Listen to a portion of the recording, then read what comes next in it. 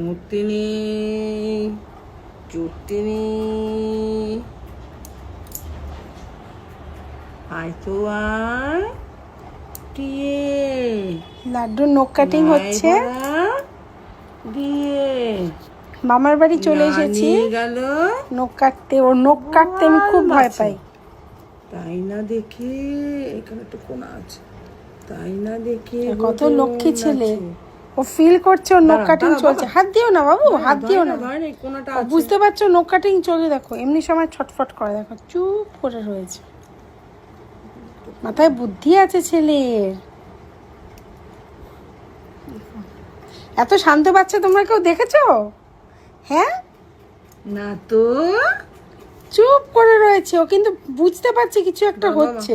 কোনাগুলো রয়ে গেছে। এমনি সময় কিন্তু কত লাফালাফি করে। কমপ্লিট হয়ে গেছে। এবার দেখি এ পাতা অনেক নখটা বড় হয়ে গেছিল। লাল কেন রে? আরে আজকে ও আমার ঘরের সব ঝুড়ি ঝুড়ি সব ফেলে দিয়েছে।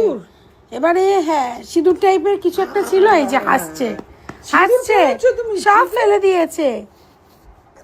আজকে আমার ঘরের মামার বাড়িতে আসার সময় ঠিক আছে মানে আমার যে সাজার যে ঝুড়িটা ছিল পুরো টান মেরে ফেলে দিয়ে এসছে। এই জন্যই হাত পা লাল হয়ে রয়েছে। এই জন্য লাড্ডুর পায়ের তলাগুলো লাল হয়ে রয়েছে। এটা একটুখানি নাড়ানাড়ি করছে, পা একটু অস্বস্তি হচ্ছে।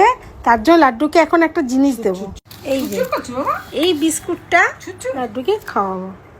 দাঁড়া বাবা, এটা খেলে পরে কি হবে, ওর মাইন্ডটা ওখান থেকে সরে যাবে।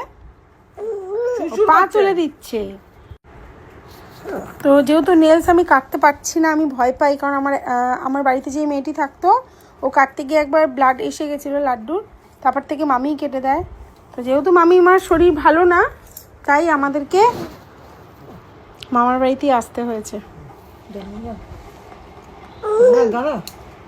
অনেক দিন হয়ে গেছিলো, লাড্ডুর নেলসগুলো অনেকটা বড় হয়ে গেছিলো, তা আজ কাটিং হয়ে যাচ্ছে। এই দে ওর মুখে।